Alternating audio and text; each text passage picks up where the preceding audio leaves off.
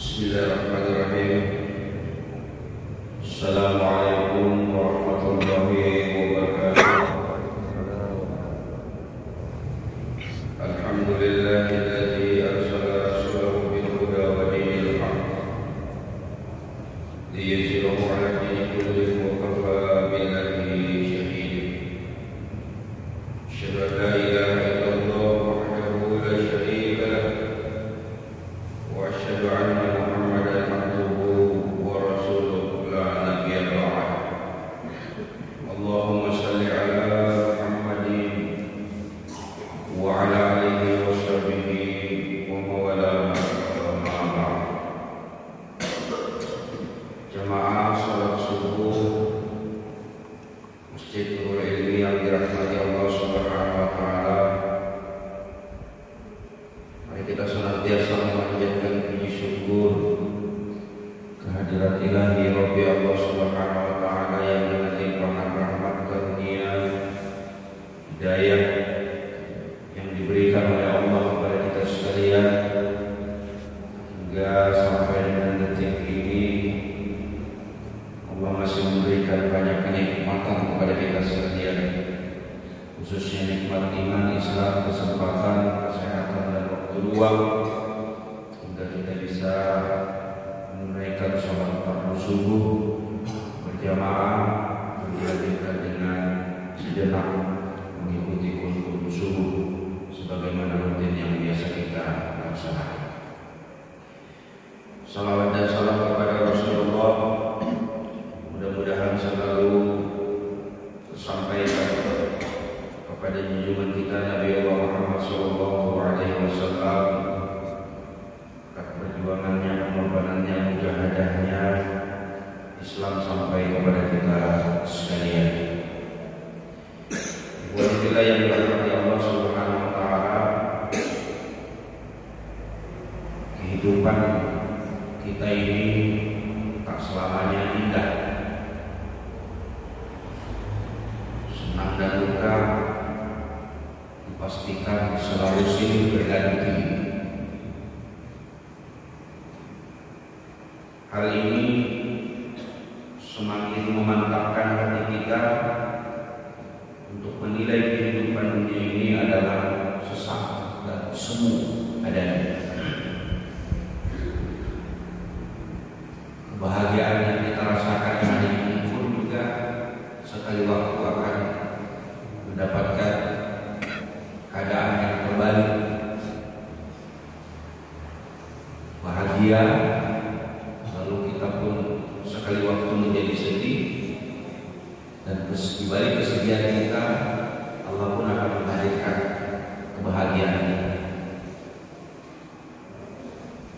Seperti itulah yang kita rasakan hari ini dan esok selama kita hidup di dunia. Kita yakini ada kehidupan selanjutnya. Itulah negeri akhirat. Walal akhiratu khairun wa abqa. Itulah yang menyebabkan hidup ini menjadi semangat. Hidup ini menjadi kita bergirah dan sekaligus bergairah di dalam melakukan seluruh aktivitas yang kita laksanakan atau kita lakukan. Kehidupan akhirat yang kita yakini abadi dan hakiki. Di sana nanti kita akan beristirahat dan bersenang-senang secara hakiki, bukan sebagaimana yang kita bersenang di dunia. Yakni di surganya Allah Subhanahu wa taala yang penuh dengan limpahan nikmat dan karunia serta rahmatnya Allah Subhanahu wa taala. Atau justru sebaliknya, kita nanti ditempatkan di neraka yang panas membara, tempat kembali orang-orang yang durhaka kepada Sang Pencipta Allah Subhanahu wa taala. Jadi ada dua saja pilihan yang kita nanti ditempatkan oleh Allah Subhanahu wa taala. Orang-orang yang beruntung, orang-orang bahagia akan ditempatkan oleh Allah di tempat yang hakiki kekal abadi, surganya Allah Subhanahu wa taala. Atau sebaliknya, orang-orang yang durhaka, orang-orang yang ingkar kufur kepada nikmat-nikmat yang diberikan oleh Allah Subhanahu wa taala, tidak meyakini apa yang sudah disampaikan oleh Allah melalui Rasulnya Muhammad SAW, lalu kemudian tidak mampu dan tidak bisa atau justru melalaikan untuk mengimplementasikan seluruh amal-amal ibadah yang sudah dia yakini sehingga menjadi durhaka kepada Allah Subhanahu wa taala. Subhanallah, mudah-mudahan kita tidak termasuk orang-orang yang ditempatkan oleh Allah di tempat yang tidak ada berhentinya sisaan kesengsaraan kepahitan hidup kecuali surga Allah Subhanahu wa taala. Kesenangan dunia dan kesengsaraan dalam kehidupan saat ini kita juga yakin adalah merupakan ujian daripada Allah Subhanahu wa taala. Apakah dengan kebahagiaan, dengan kenikmatan yang diberikan oleh Allah lalu kemudian kita menjadi orang-orang yang pandai bersyukur atas segala nikmat yang diberikan oleh Allah Subhanahu wa taala, atau justru sebaliknya kita bersangka buruk kepada Allah Subhanahu wa taala? Maka selalu diingatkan kepada kita ketika kita mendapatkan kenikmatan, kenyamanan hidup, maka tidak ada pilihan lain kecuali bersyukur kepada Allah Subhanahu wa taala. Dialah yang sudah memberikan kebahagiaan, dialah yang sudah memberikan kenyamanan, dialah yang sudah memberikan segala apa yang membuat kehidupan ini menjadi bahagia. Tetapi kemudian kita mendapatkan cobaan, mendapatkan masalah, mendapatkan kesulitan, kerumitan hidup, yakinilah itu pun juga Allah yang mengatur. Allah yang menempa kita sebagai tolak ukur atau barometer dalam kehidupan kita. Apakah kita dengan diberikan kepahitan hidup, permasalahan yang ada, lalu kemudian kita tidak bisa menjalaninya dengan kesabaran, justru kita selalu menjadikan sangkaan-sangkaan buruk kita kepada Allah Subhanahu wa taala, maka sesungguhnya tidak ada pilihan kecuali kita hanya bersabar kepada Allah Subhanahu wa taala bahwa segala sesuatu apapun yang terjadi dalam kehidupan ini adalah ujian daripada Allah Subhanahu wa taala. Jadi jangan kita menyangka kalau misalnya kita mendapatkan masalah, mendapatkan persoalan, mendapatkan segala sesuatu yang tidak menyenangkan dalam kehidupan ini, baru berarti kita diuji oleh Allah. Padahal setiap kebahagiaan ataupun sebaliknya kesengsaraan adalah ujian yang diberikan oleh Allah Subhanahu wa taala. Allah ingin lihat sejauh mana orang-orang yang ketika dia berikan kebahagiaan, diberikan kenikmatan oleh Allah Subhanahu wa taala, apakah dia lalu kemudian menjadi orang yang pandai bersyukur atas segala nikmat itu, karena dia yakin betul tidak selalu yang menyebabkan orang sedih, menyebabkan orang ditimpa masalah, persoalan, lalu kemudian itu hanyalah ujian semata, tetapi maupun duka ataupun suka, itulah cara Allah untuk menguji kita dalam kehidupan ini. Sehingga kalau kita mendapat nikmat, kita bersyukur. Kalau kemudian kita mendapatkan musibah, kita menjadi orang yang pandai bersabar atas segala apa yang ditimpakan oleh Allah kepada kita. Majelis yang dirahmati Allah Subhanahu wa taala, sebagaimana yang sering kita dengar dalam Quran surat Al-Anbiya, wahai manusia, kami akan menguji kalian dengan kesempitan dan kenikmatan untuk menguji iman kalian, dan hanya kepada kamilah kalian akan dikembalikan. Nah, setiap insan ini, setiap kita pasti akan merasakan yang namanya suka dan duka. Oleh karena itu, jadikanlah sukamu itu bentuk kesyukuran kita kepada Allah Subhanahu wa taala, dan sebaliknya ketika duka itu terjadi, jadi sabar dalam menghadapi duka yang kita alami. Senang dan duka ini adalah sunnatullah yang merupakan warna dari kehidupan kita. Tidak ada seorang manusia pun yang terus-menerus senang. Atau sebaliknya, tidak ada pula manusia itu yang berada dalam keadaan sedih, duka secara terus-menerus. Tetapi secara bergantian dipergilirkan oleh Allah. Ada waktunya kita senang, ada waktunya kita sedih. Jangankan kita, generasi terbaik umat ini sekalipun, para wali Allah, para sahabat, ini pun pernah dirundung dengan berbagai macam kesedihan. Allah Subhanahu wa taala mengisahkan keadaan mereka saat kekalahan yang mereka alami dalam perang Uhud, dan masa kejayaan dan kehancuran itu kami pergilirkan di antara manusia agar mereka mendapat pelajaran dan supaya Allah yang memberi bukti kebenaran kepada beriman. Dengan orang-orang kafir dan menjadikan sebagian di antara kalian sebagai syuhada, Allah tidak menyukai orang-orang yang zalim. Dua wilayah yang dirahmati Allah Subhanahu wa taala.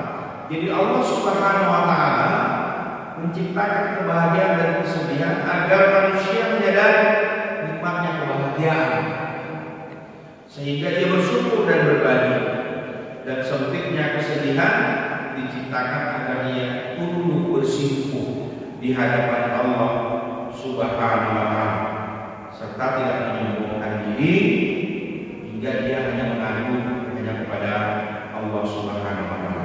Dua wilayah yang dirahmati Allah Subhanahu wa taala. Maka setiap kejadian demi kejadian yang kita rasakan, yang selalu Allah pasang-pasangkan dalam kehidupan ini adalah bagian daripada Allah ini ukur sejauh mana keimanan kita kepada Allah Subhanahu wa taala.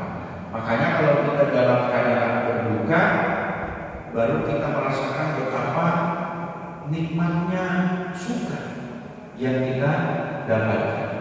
Begitupun sebaliknya, sehingga dengan cara Allah menghadirkan rasa suka, rasa duka, rasa bahagia, rasa tidak senang, itu adalah bagian bagaimana kita mampu dan bisa memanage hati kita, bahwa segala sesuatu yang terjadi Allah yang mengatur semua. Ditimpakan oleh Allah, ada waktunya kita sakit. Ketika sakit itu berkepanjangan atau mungkin sesaat, sama. Bagaimana kita mengambil ibrah, mengambil pelajaran dari penyakit yang kita rasakan, betapa nikmat sehat yang diberikan oleh Allah itu sangat luar biasa. Begitu Allah memberikan rasa sakit kepada kita, maka dengan segala kesabaran kita hadapi apa yang diberikan oleh Allah, karena inilah bentuk ujian. Begitupun sebaliknya, saat itu kita diberikan oleh Allah kesehatan, bahkan kita diberikan oleh Allah kelapangan dada untuk kita bisa melakukan seluruh aktivitas secara khusus ibadah atau amal-amal kebaikan kita kepada Allah Subhanahu wa taala.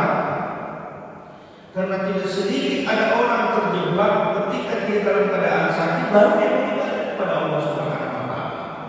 Baru dia merasakan betapa nikmatnya kalau aku bisa jalan kaki, betapa nikmatnya kalau aku bisa berdiri tegak, betapa nikmatnya kalau aku bisa berjamaah, betapa nikmatnya macam-macam kenikmatan yang mereka umumkan, betapa Allah itu memberikan kebaikan-kebaikan dan kenikmatan yang tidak terhingga. Tapi begitu dalam kondisi sakit, dalam kondisi tidak bisa melakukan apa-apa, barulah mereka tersadar nikmat sehat itu sangat luar biasa. Tetapi ketika dalam keadaan sehat, dalam keadaan lapang, dalam keadaan yang dia bisa dan mampu melakukannya, tapi tidak sedikit justru orang lalai dari apa yang diberikan oleh Allah Subhanahu wa taala. Nah, inilah yang mesti harus kita pahami, bahwa berpasang-pasangan yang menjadi takdir dan ketentuan Allah kepada kita adalah ukuran Allah untuk dia mengetahui apakah kita ini termasuk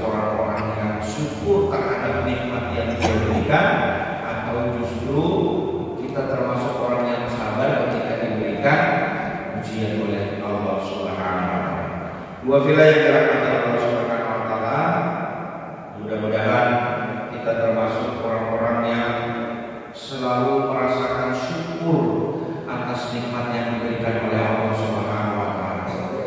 Kesedihan yang kadang-kadang muncul bagi orang-orang yang beriman bertakwa kepada Allah Subhanahu wa taala ketika kebiasaan amal-amal ibadah yang dia lakukan lalu kemudian dia tinggalkan.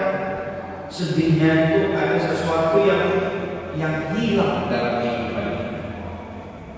Katakanlah kita yang terbiasa sholat bangun di tengah malam, begitu ada hari malam, waktu-waktu tertentu yang kita tidak bisa mengerjakannya, bisa lelah, bisa capek dan banyak alasan kita, lalu kemudian kita tersadar bahwa kita tidak terbangun sebagaimana kita biasa. Itu ada sesuatu yang membuat hati kita sedih. Atau kita yang terbiasa berjamaah lalu kemudian tidak bisa berjamaah, ada sesuatu yang menyebabkan tidak dibuat-buat, tapi hati kita itu merasakan sedih. Nah, seperti itulah isyarat yang diberikan oleh Allah kepada kita. Tidak dibuat-buat, tidak kita bersandiwara dengan kondisi hati kita, tapi dia secara otomatis akan hadir dan muncul dalam perasaan kita. Rasa sedih kita tidak melakukan kebaikan, rasa menyesal ketika kita tidak melakukan amal-amal ibadah yang biasa kita lakukan. Begitupun sebaliknya, ketika sekali waktu kita melakukan kesalahan, kehilafan, lalu kita tersadar dengan kehilafan itu, ada sesuatu yang menyebabkan kita sedih, menyebabkan kita menyesal melakukannya. Maka ini juga bagian daripada tanda-tanda keimanan kita kepada Allah Subhanahu wa taala. Allah menggerakkan, Allah memberikan sinyal kalau kita sudah melakukan kebaikan yang biasa kita lakukan lalu kemudian tertinggal, Allah isyaratkan kepada kita. Begitupun sebaliknya. Nah, mudah-mudahan apabila yang dirahmati Allah Subhanahu wa taala, untuk singkat ini memberikan kemudahan hati kita, tambahan wawasan kepada kita. Mudah-mudahan kita termasuk orang-orang yang dihimpunkan oleh Allah di dalam majelis sebagai hamba-hamba yang pandai bersyukur atas segala nikmat yang diberikan olehnya kepada kita. Lalu kemudian kita juga mudah-mudahan menjadi hamba yang tahu persis bahwa ketika Allah mendatangkan masalah, musibah, persoalan hidup, yakinlah Allah ingin uji kita. Semakin kita bisa melewati fase demi fase, ujian demi ujian, lalu kemudian kita mampu mengatasinya, maka disitulah kebahagiaan tersendiri sebagai ikatan kuat kita dengan sahabat Allah Subhanahu wa taala. Demikian dua wilayah yang dirahmati Allah Subhanahu wa taala. Punya 7 menit yang dapat saya sampaikan dalam kesempatan kali ini. Mudah-mudahan kita selalu diberikan istiqomahan lahir dan batin untuk kita terus melakukan kebaikan, dan konsep berbagi kita dalam dakwah ini tidak mesti ulama, tidak mesti guru, tidak mesti ustaz, tapi siapapun kita, begitu kita ikhlas mengajak siapapun kepada kebaikan, mudah-mudahan menjadi catatan amal ibadah kita di sisi Allah Subhanahu wa taala. Mari kita tutup dengan doa majelis. Subhanallahumma wa bihamdika, asyhadu an la